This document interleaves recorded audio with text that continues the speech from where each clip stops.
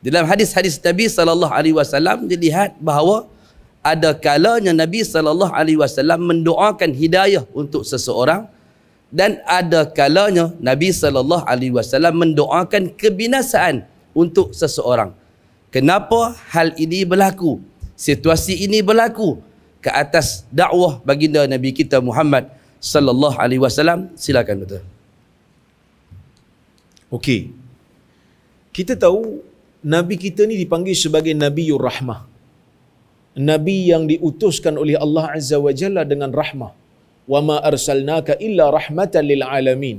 Tidak kami utuskan kamu wahai Muhammad melainkan sebagai rahmat untuk sekalian alam. Bukan hanya rahmat kepada orang mukmin tetapi rahmat kepada alam.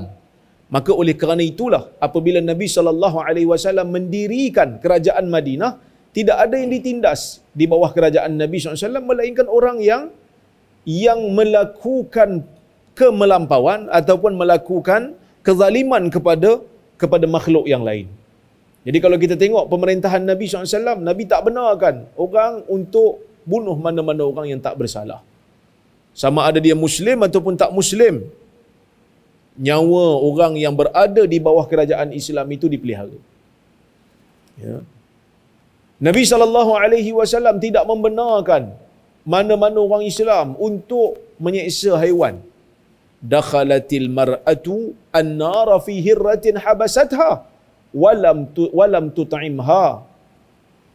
Dalam hadis Bukhari daripada Ibnu Umar, Nabi SAW mengatakan Nabi SAW mengatakan seorang perempuan masuk ke dalam neraka disebabkan oleh kerana seekor anak kucing yang dia tahan, dia sekat, dia kurung, dia tak bagi makan sampai mati kucing tu.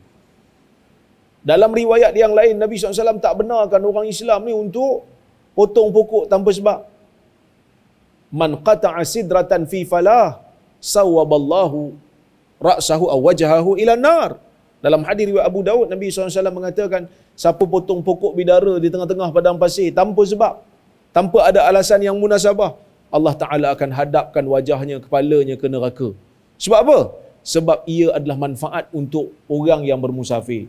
Manfaat untuk haiwan untuk makan daripada buahnya. Manfaat untuk haiwan makan daripada pucuk daunnya. Manfaat untuk orang-orang yang kepenatan untuk tidur di bawahnya, berteduh di bawahnya. Kita pergi potong tanpa sebab. Maka tak dibenarkan. Nabi ini Nabiur Rahmah. Nabi yang memberikan rahmat kepada semua.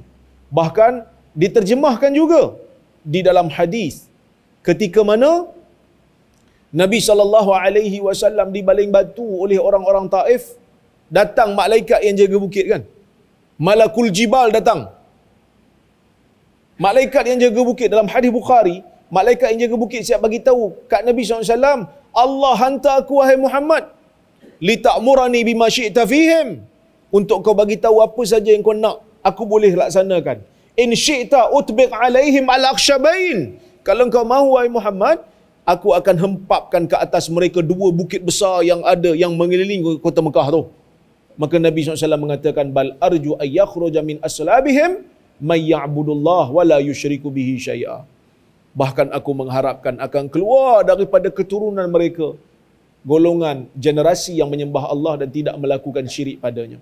Bahkan dalam hadis Nabi SAW berdoa kepada sebahagian orang yang tidak beriman, Allahumma hdi qaumi fa innahum la ya'lamun. Ya Allah, berikan hidayah kepada kaumku kerana mereka tidak beriman. Kita beri daruan pada azan dulu, nanti kita sambung insya-Allah. Okey, kita sambung lagi sikit. Memang dalam keadaan yang Nabi SAW mendoakan supaya orang yang tidak beriman itu diberikan hidayah oleh Allah Azza wa Jalla. Terutamanya apabila Nabi melihat penentangan itu disebabkan oleh kerana kejahilan. Tetapi ada waktu Nabi SAW berdoa supaya Allah memberikan azab ataupun mengambil tindakan kepada orang-orang yang tidak beriman. Seperti mana di dalam hadis Bukhari, Nabi SAW pernah mendoakan, Allahumma alaika bi Quraisy, Allahumma alaika bi Quraisy, Allahumma alaika bi Quraisy, Allahumma alaika bi Amr bin Hisham. Ya Allah, ambil tindakan kepada orang Quraisy. Nabi ulang 3 kali. Ya Allah ambil tindakan kepada Amr bin Hisham, ambil tindakan kepada Abu Jahal. Nabi sebut berapa nama lagi? Uqbah bin Abi Mu'aid. Nabi sebut nama-nama ni. Sehingga kan nama-nama yang disebut oleh Nabi SAW dalam doa Nabi ni, supaya Allah Ta'ala ambil tindakan pada mereka, mereka ini semuanya terkorban di dalam peperangan Badar. Allah Ta'ala kabulkan doa Nabi. Maka persoalannya, kenapa ada perbezaan? Kenapa ada perbezaan? Kita kata Nabi ini Nabiur Rahmah, betul. Tetapi rahmah itu, rahmah pada semua, bukan hanya sebahagian. Apabila manusia itu menentang dakwah kerana kejahilan, maka kita berikan dia faham.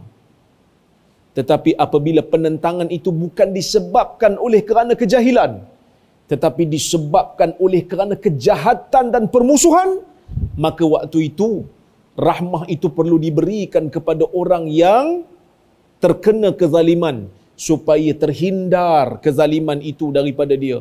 Maka ambil tindakan kepada orang yang memulakan permusuhan dan kezaliman itu. Maka Nabi itu bukan double standard, tetapi Nabi meletakkan hukum, Nabi meletakkan tindakan dengan bijak pada tempat yang sesuai. Oleh kerana itulah, kita nampak seolah-olah macam ada perbezaan, tetapi ia adalah disebabkan oleh kerana perbezaan tindakan dan juga perbezaan sikap manusia terhadap dakwah Nabi sallallahu alaihi wasallam.